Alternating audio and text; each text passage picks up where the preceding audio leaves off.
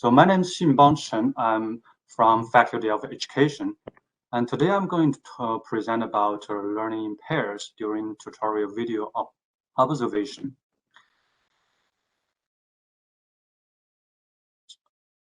So after this session, you will learn some possible ways to make tutorial videos more effective and to improve learning while watching the videos.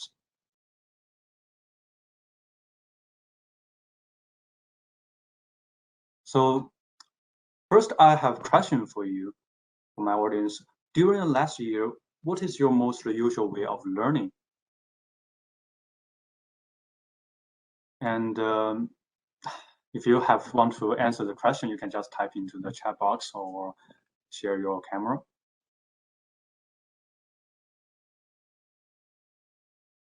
This should be an animation, but anyway, so actually, I believe that a lot of us learn by watching videos, and currently the most popular video format are monologue, including only one. Yeah, thank you, Donna. And including one actress presenting. But yes, this kind of video is very popular because it's scalable.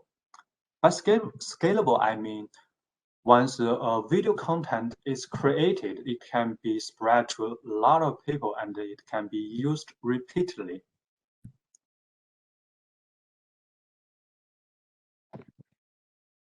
So learning by observing video is kind of observation learning, and it often comes with Bandura's social learning theory. So according to the theory, we human can learn just through observing others' behaviors. So in 1960s, Bandura did a series of experiments called the Bobo doll experiment. And the experiment showed that children can simply learn the adults' verbal or physical behaviors by simply watching them with their eyes or just through the screens. And in this study, and in our presentation, the observing includes both visual and audio inputs. Like we watch TV, we watch those animations, and we hear the sounds.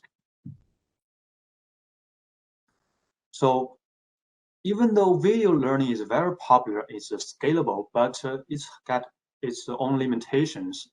One limitation is the lack of interactions. So the lack of interaction means the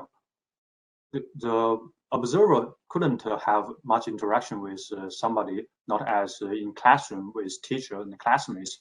So without interaction, which means there would be less learning outcomes. This claim is supported by some studies.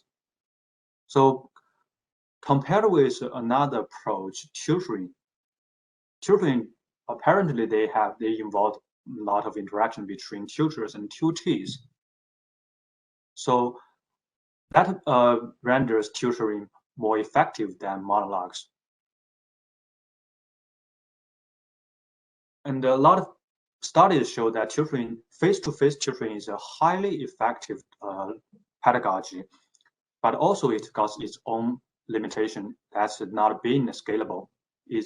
There are always less good, fewer good tutors than tutees, and it's not impossible for every learner to get a private tutor. So since it's the interactions between tutor and tutee makes the tutoring very effective, how about we just introduce a component of interaction into video watching? So in that way, we create a new kind of approach, observing monologue videos in pairs. So now I would like to ask you, have you ever watched a tutorial videos with someone else? For example, you learn something by watching YouTube with a friend or with someone else. Again, I welcome you. Yeah, share your answers or experience either through the chat box or through your camera. Yeah, recipes. I did a lot of cooking just watching those YouTube videos. And yes, sometimes it's hard to find. It's hard to find some friend to watch a video with you together because we have different interests. But what if we watch a video with another guy? How effective would that be, that approach? So in 2009 study, the researcher compared the learners watching monologue videos in pairs versus watching videos alone. So there were 6-7 college students in the study, and they were learning about rotational kinematics, and it's found that for those who observed monologue videos in pairs, it produced the same learning results as the monologue videos alone. But since we only have one study, we can't make a conclusion. So we need more study to compare observing monologue videos alone versus watching videos with another one. So before we talk about how to make the video watching pedagogy more effective, so it's the watching videos is scalable apparently, but how to make it effective? There's another way, like we can change the video format. Because currently most of the videos we watched online, they are monologues. Only one actor speaking about something. How about we just include both tutor and tutee in the video? Like we just film a tutoring session and put it online, where those observers learn from those videos. And again, another question for you guys is: have you watched any tutorial videos in such format, includes 2 or more people's interactions? Welcome to share your answers on the experience in the chat box or your cameras.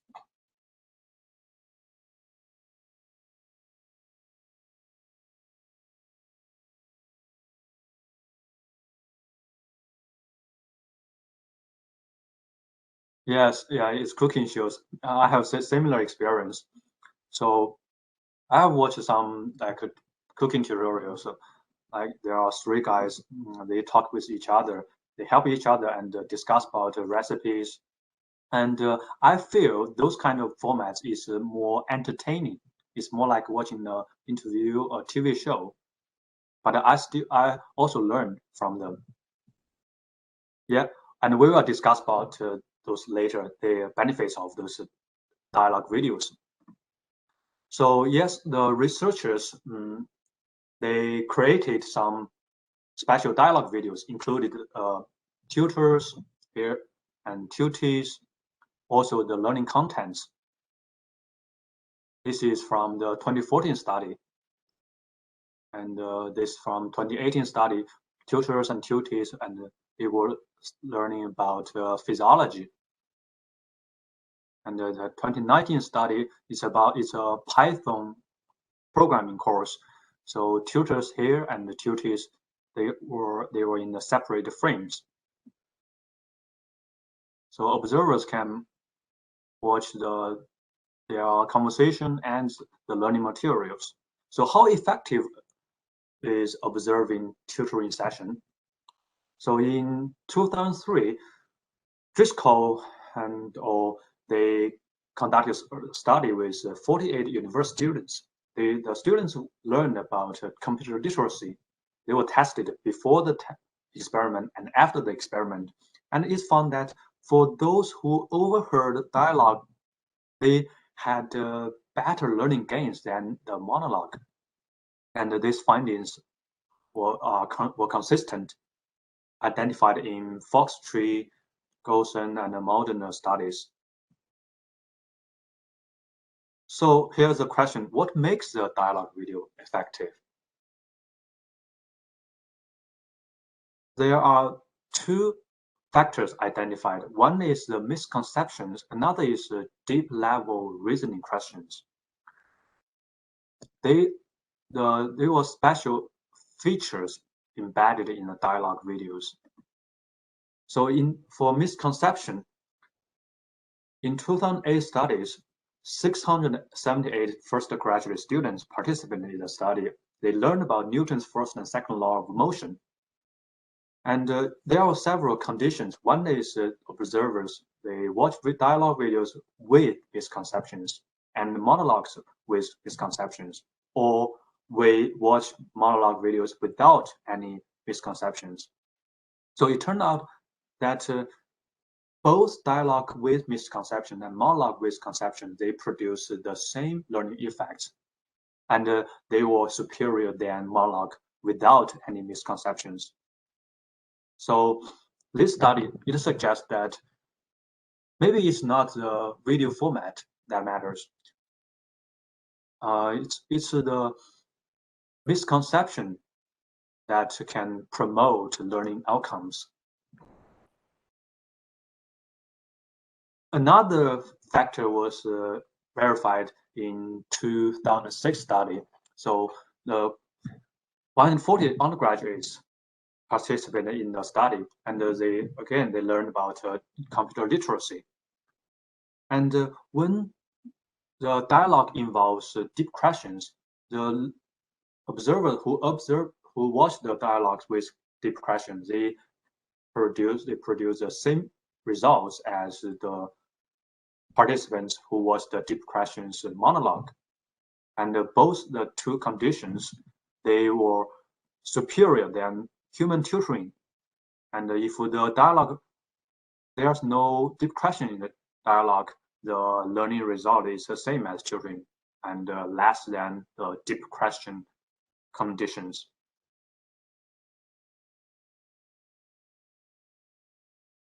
And then in 2019, Lee controlled both factors, deep questions and misconceptions. When they control the factors and make both factors equalized in both dialogue videos and monologue videos, it's found that learning gains are the same. But the findings are not always consistent. In 2018 study, Cooper did some kind of unique study because the research was conducted in the non-lab setting. So for the studies we just reviewed, it's all in the lab settings. But here, the Cooper and colleagues, they complete the study in the real classroom, and 280 university students participated in the study. They learned about the physiology course. And it's found that for those students with lower GPA, they prefer monologue videos. And they learn more from monologue videos. But for other students, either monologue videos or dialogue videos, they produce the same. And students have the same, almost the same preference towards both formats. But we have to keep in mind that this research is conducted in the real setting, real classroom setting. So there were a lot of factors beyond control, such as learning resources. The learners not only watch the YouTube videos, but also access knowledge from the textbook, from other resources. Also, because it's not a lab setting, there are a lot of distractions when learners watch the videos. So also in this study, the dialogue videos, they were longer than monologue videos.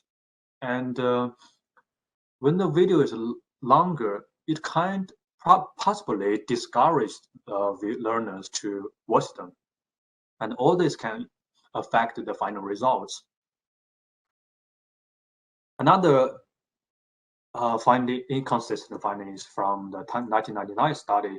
So it's found that for observers who observe dialogue they produce the same results as those who watch monologue. So the findings are very mixed. So we really need more study to compare the scripted dialogue with monologue. By scripted, I mean we have to control the factors, equalize the deep question misconceptions in both dialogue and monologue formats. So in that way, we can know more about whether the video formats matters or there are some other factors included in the dialogue videos that uncovered. Maybe so just as we mentioned in the chat box, watching dialogue videos maybe can produce more affections. We have more entertaining and helps learning.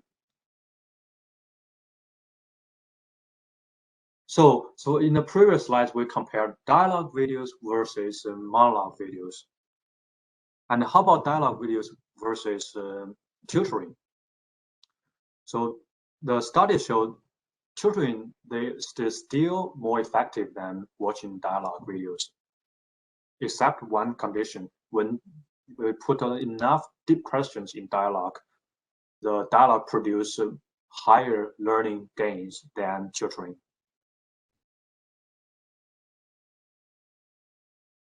At the beginning, we discussed about introduce the interactions into monologue video watching. But what if we bring the interactions into observing dialogue? What results will it produce? Will observing dialogue in pairs superior than other approaches?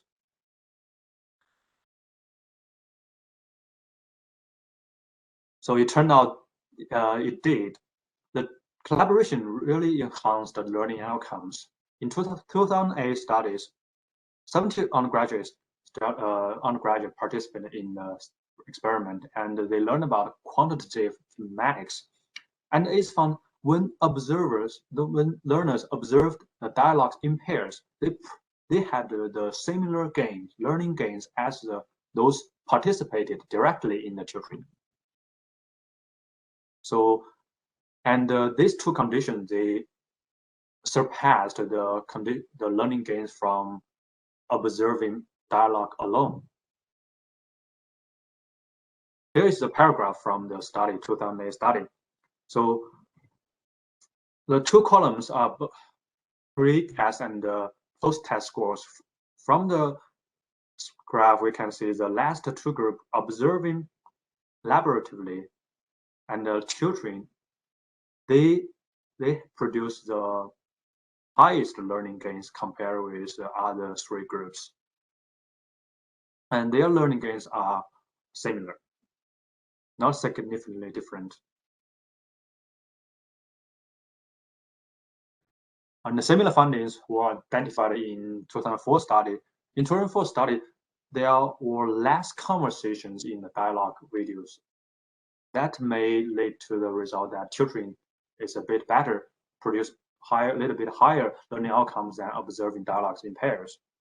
But observing dialogue in pairs still is superior than observing dialogues alone. And also in 2014 studies, tutoring is found as is no better than observing dialogues in pairs.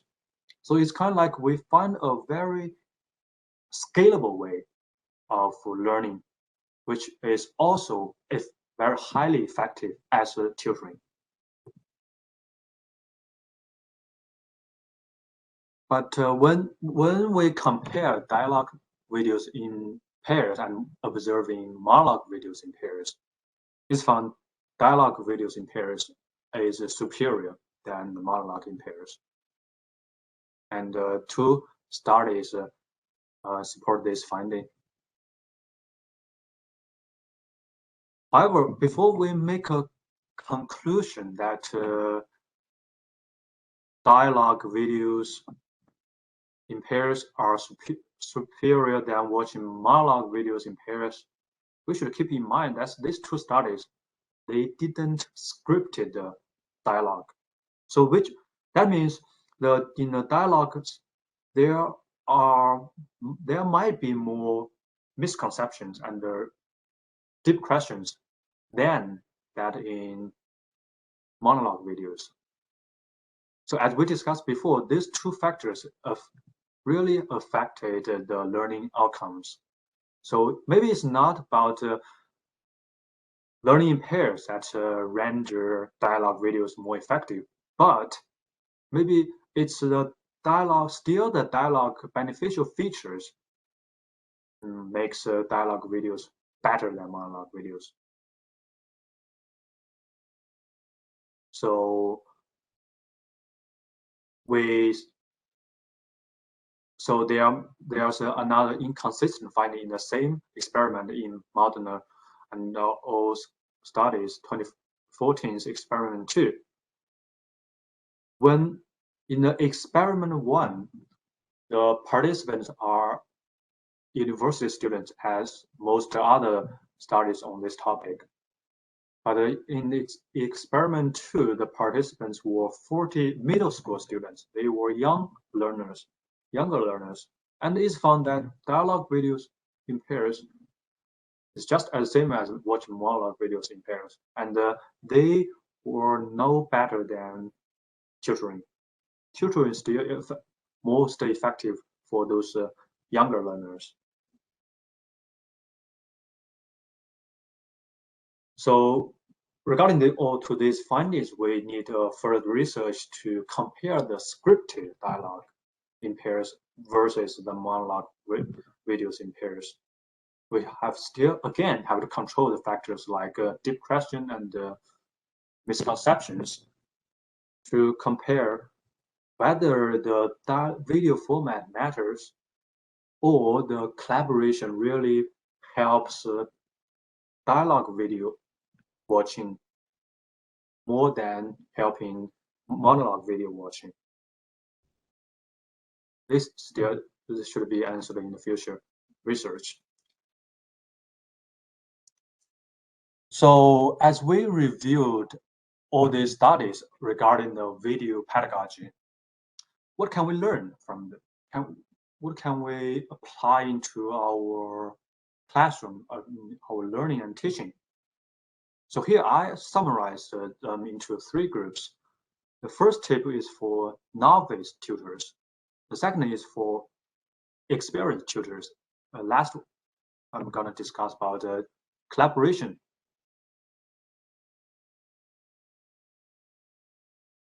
So for novice tutors, it's suggested they make dialogue tutorials, because in the dialogue tutorials, tutors can easily come into a common linguistic and conceptual ground with learners. Because with the help of dialogue, the tutors can get feedback from tutees. In that way, they can find a more better language and the concepts that are easily understood by the tutors and the observers. Also in dialogues, those tutees, their role is to contribute misconceptions. And it's proved that misconceptions is very effective promoting learning outcomes. And also during the interaction between tutor and tutees, if the tutee is good at asking questions, they will produce a lot of deep level reasoning questions, which also promotes learning. At last, the tutee will bring new perspectives, and the tutee's perspective are often closer to video observers because they are both learners. They share a similar level of cognition. However, one thing we should be aware is that when we include a tutee in a video, it's better to have a tutee with an average level. And in that way, the audience can benefit most. And for tutors, it's better for tutors to find some tutors with good learning strategies, because as the Bandura's social learning theory shows, we learn from observing. And the learners watch videos, they not only learn the contents, they can also learn the learning strategies. And the learning strategies are often absent in those monologue videos and also absent in those lecture rooms.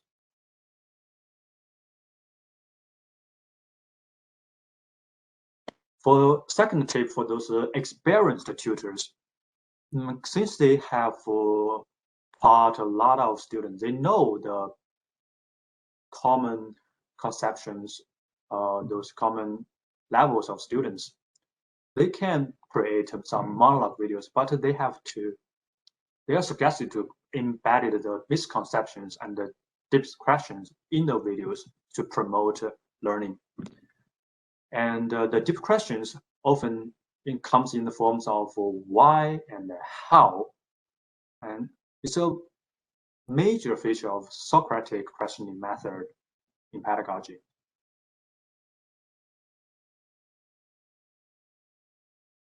The last tip is about collaboration. So as the previous study shows, collaboration is very effective.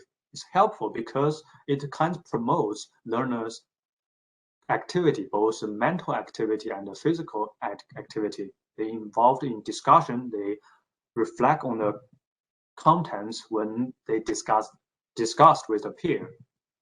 So next time when we're learning something through watching video, maybe we can learn with someone else to have a discussion. That can stimulate our activity, turn a passive video watching into an active mental activity. So at last, I did this presentation. This presentation is from my work of thesis research, and I would like to share some of my research questions in the study, and they are about video formats and collaboration. The first research question I would like to answer was do formats really matter in alone and collaborative observation? And the second research question I want to deal with is, can collaboration improve learning outcomes in both alone and in paired observation? To answer these questions, I plan to design 5 conditions.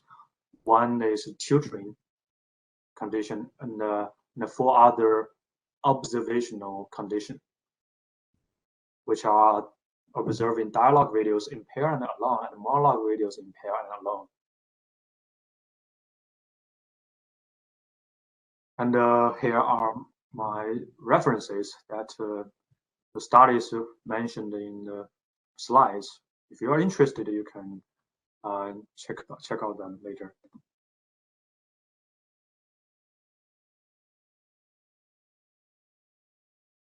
And here are some links to the graphics I used in the slides. So at last, I would learn from you. I would like to know, what do you think makes a good tutorial video? And the second question is, how do you think we can learn better from a video? Also, I would like to hear your feedback regarding to my research plan. I also welcome any other questions and comments.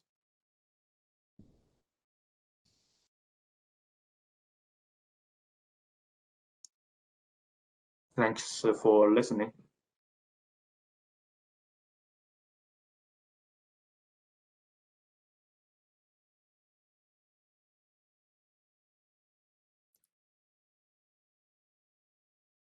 So if anyone has any questions or comments.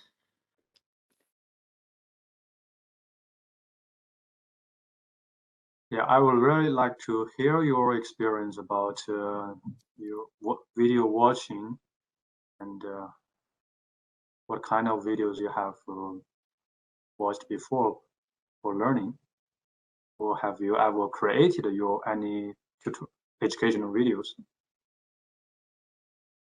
Oh, well, I'll talk from my experience in that this is what I do for a living, actually. I'm the manager of media services with CITL. So we do all the video recordings for all the online courses. Yeah. So, which is why I was so interested in your presentation, because we do very much monologue, lecture to camera presentations. Yes. That's what, 99% of faculty instructors do is they come in and they, put their lectures on camera, and they've been doing that now with remote learning as well. So I find the concept of what's the best way to be doing that? Is it better to have a small audience to give some interaction? Is it better to, for the students on the other side watching it? I like the idea of, turning passive video watching, I think you said, into active video watching. So that's kind of struck with me. And I'm interested in getting those of us who develop these videos and speak with content authors to watch your presentation now again and kind of think about other ways that they do this. It's interesting for sure. Yeah. So yeah, collaboration is kind of like they put a collaborative learning with vicarious learning put together to make a kind of powerful approach to promote learning. Because collaborative learning also turned out to be effective in some ways. Yeah. Well, I think everybody always has questions. Even for personally, if I watch a tutorial video on how to do something, whether it's something around the house or it's something work related, I don't think I've ever seen a perfect tutorial video. I've always asked questions. I've always wanted to ask questions back, or you always have to re-watch it to maybe because you don't think that the person maybe explained it enough. So not having that feedback is what is always that frustrating part of watching anything that's recorded. Yeah, that's the limitation of those video watching. It's just impossible for the instructor to respond to hundreds of thousands learners, right? But it's recently I'm actually learning a course from Udemy. They kind of their feedback ways is to invite those peers, other classmates who enrolled in the course to respond to each other, because there are always some classmates who have progressed further than other classmates. So in that way, I think it's also a kind of economy way to give feedback to learners. Yeah. So the instructor themselves, they don't need to spend much time to look at every questions, but the learners themselves can collaboratively to collaborative learning, reply to each other's questions to help each other to progress. Yeah, and it's a kind of like share the similar things with watching videos in pairs.